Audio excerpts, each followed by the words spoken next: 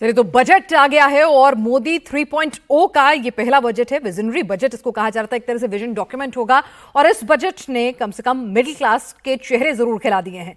12 लाख तक की इनकम पर, सालाना आय पर कोई भी टैक्स नहीं देना होगा, जिससे हर किसी की जेब में कुछ ना कुछ जरूर आया है। 4,000 से लेकर लगभग 6,500 तक हर आय वर्ग को प्रतिमाह फायदा होने वाला है।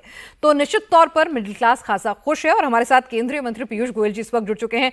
पीयूष जी, आखिरकार मोदी 3.0 में मिडिल क्लास को खुश कर ही दिया मोदी जी ने। मोदी जी ने पूरे 11 साल लगातार मिडिल क्लास को खुश किया है। आखिर आज निर्मला जी ने बताया कि 2.5 लाख रुपए होती थी सीमा टैक्स फ्री, आज 12 लाख हो गई है। और सैलरी अर्नर्स के लिए तो 12,75,000। तो मैं समझता हूँ ये लगातार जो मोदी जी का संकल्प है, जो संवेदनशीलता है, और जो उन्होंने सिस्टमैटिकली एक तरफ लोगों को भी राहत देना, जन सेवा के काम करना, अर्थव्यवस्था को भी बल देना, कई फ्रंट्स पे जो काम किया है, उसी के फलस्वरूप आज देश विश्व की सबसे तेज गति से आगे बढ़ने वाली मजबूत अर्थव्यवस्था बनी। क्या इससे रोजगार भी मिलेगा? क्योंकि आम आदमी को चाहिए कि भाई थोड़ी सी टैक्स में राहत हो जाए, महंगाई कम हो जाए और नौकरी मिल जाए। तो आप क्योंकि आर्थिक मामलों को अच्छे से समझते हैं, तो क्या नौकरी भी बढ़ेंगी? लगता है पीयूष गोयल जी से बात नहीं हो पा रही है, तो कुछ तकनीकी दिक्कत है, तो उनके पास दोबारा लौटेंगे। लेकिन विपक्ष ने इस बजट को लेकर कह दिया है कि भाई ये एक मेयर बैंडेड है। राहुल गांधी कह रहे हैं बैंडेड है। जब आपको पूरी सर्जरी करने की जरूरत थी तो आपने बस क्या किया, अर्थव्यवस्था पर बैंडेड लगा दिया। इससे बहुत ज्यादा फायदा नहीं होने वाला है। और जाहिर सी बात है, अगर सरकार कुछ लेकर आती है तो निश्चित तौर पर विपक्ष को तो उसमें कमियां नजर आएंगी ही। केजरीवाल अलग तरीके से इस बजट को इंटरप्रेट कर रहे हैं। तेजस्वी यादव कह रहे हैं कि इससे कुछ नहीं होने वाला है, क्योंकि बिहार के लिए कई विशेष पैकेज का ऐलान है। तो कई राजनीतिक विश्लेषकों का यह भी मानना है कि भाई इस बजट के बाद दिल्ली चुनाव की जो पूरी की पूरी मिजाज हैं, इक्वेशंस हैं, वो मोदी जी ने अपना ये मास्टर स्ट्रोक खोलकर बदल कर रख दिया है। कोई कह रहा है कि भाई बिहार के लिए जो लोक लुभावन योजनाओं का ऐलान किया गया है, तो आने वाले साल में चुनाव है और इसीलिए पॉपुलिस्ट बजट है। लेकिन कई अर्थशास्त्री इसको प्रूडेंशियल बजट कह रहे हैं कि जहां पर आप पॉपुलिज्म का तो ख्याल रख रहे हैं, लेकिन इस तरीके से उसको ड्राफ्ट करते हैं, क्राफ्ट करते हैं कि आपके जो फिजिकल डेफिसिट है वो भी नहीं बढ़ता है और पैसा मार्केट में फ्लो होकर लौट कर वापस आता है और ज्यादा आता है। तो इस तरह से पूरी की पूरी तमाम योजनाएं जो हैं उसको यहां पर बुना गया है। हालांकि आपको बता दें कि मैन्युफैक्चरिंग सेक्टर में खासा ध्यान देने की बात कही गई थी। हमारे साथ एक बार फिर से केंद्रीय मंत्री पीयूष गोयल जी जुड़ चुके हैं।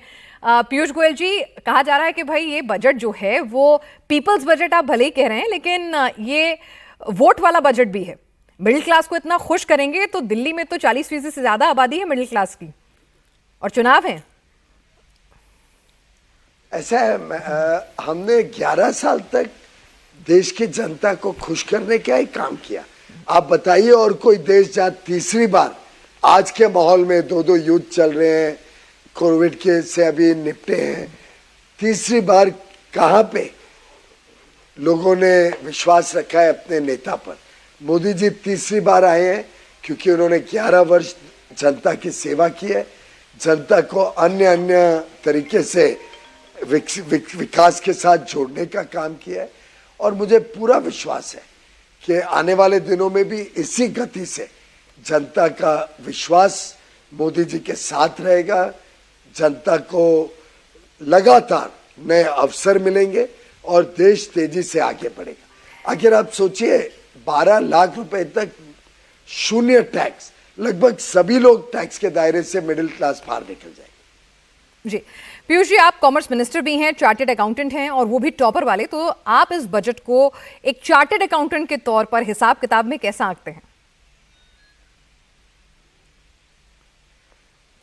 इसमें 4-5 बहुत प्रमुख चीजें हैं। एक तो ये भारत की अर्थव्यवस्था को मजबूत करता है। वित्तीय घाटा भी सिर्फ 4.4 रहेगा अगले वर्ष, सबका अनुमान था 4.6 तक जाएगा।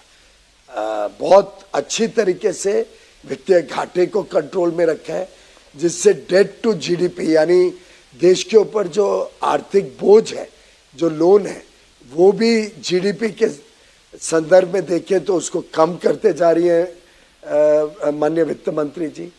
अगर आप ओवरऑल विदेशी मुद्रा हो, देश के विकास का दर हो, आस्ते आस्ते महंगाई भी कंट्रोल में आ रही है।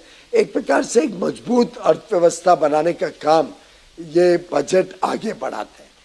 दूसरा, नौकरी के लिए कई सारे साधन, पर्यटन को बल देना, पर्यटन के लिए 50 डेस्टिनेशन, राज्य सरकार के साथ मिलके सुविधाएं वहाँ पे अच्छी हो, वहाँ पे यातायात की सुविधा हो, होटल्स के लिए, होम स्टे के लिए होलिस्टिक टूरिज्म डेवलपमेंट का काम करके नौकरियों के कई अवसर प्रदान करते हैं।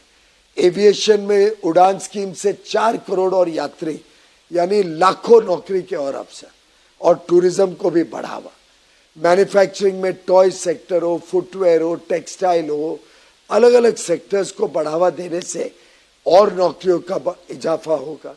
इंफ्रास्ट्रक्चर में 11 लाख करोड़ रुपए जब खर्च होंगे तो डिमांड बढ़ेगी, नौकरियां आएंगी। जैसे जैसे नौकरियां बढ़ती है तो डिमांड बढ़ती है, डिमांड बढ़ता है तो व्यापार बढ़ता है। Steel, cement, upholstery, furniture, electricals, television, air conditioner, एक इसको कहते हैं वर्चुअस साइकिल ऑफ ग्रोथ, क्योंकि इससे उद्योग आता है, उद्योग आता है तो साथ ही साथ निर्यात को भी बल मिलता है, भारत में बने हुए वस्तुओं का। तो विकास के लिए ये बजट बड़ी होलिस्टिकली, कॉम्प्रिहेंसिवली जी, चारों दिशाओं में सोच के विकास और जनहित दोनों का संतुलन बिठाते हुए ये बजट आगे देश को लेके जाता है और विकसित भारत के लक्ष्य को पूरा करने के लिए आधारशिला बनता है। पीयूष जी, बहुत मुश्किल होता है एक डेवलपिंग इकोनॉमी के लिए कि अपने फिजिकल डेफिसिट को कम रखना और फिर डेवलप्ड इकोनॉमी के गोल को भी अचीव करना। तो बहुत खूबसूरती से उसको बैलेंस आउट किया गया है इस बजट में।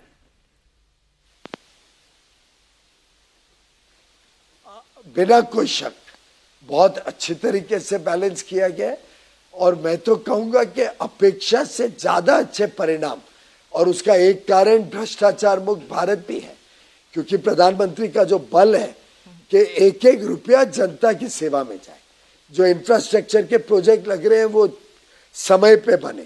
पीएम गति शक्ति जैसे नए योजनाओं से एक एक प्रोजेक्ट पे मॉनिटरिंग सुधारी गई। प्रधानमंत्री स्वयं मॉनिटर करते हैं कि प्रोजेक्ट समय पे बने, समय सीमा का भी उल्लंघन ना हो और कॉस्ट में भी बढ़े नहीं। ये कोई शीश महल की तरह नहीं है कि 7-8 करोड़ रुपए की चीज 5 गुना खर्चे पे बनती है। ये हमारे सब योजनाएं जनहित और देशहित के ऊपर केंद्रित रहती। आपने जिक्र किया है तो यहाँ केजरीवाल जी को बजट पसंद नहीं आया है, वो बहुत डिसअपॉइंटेड हैं, जो उन्होंने कहा था वो किया नहीं, और साथ में राहुल गांधी कह रहे हैं कि भाई बुलेट वुंड था और आपने बैंडेड लगा दिया। मुझे लगता है दोनों विपक्षी नेता से और क्या उम्मीद कर सकते हैं।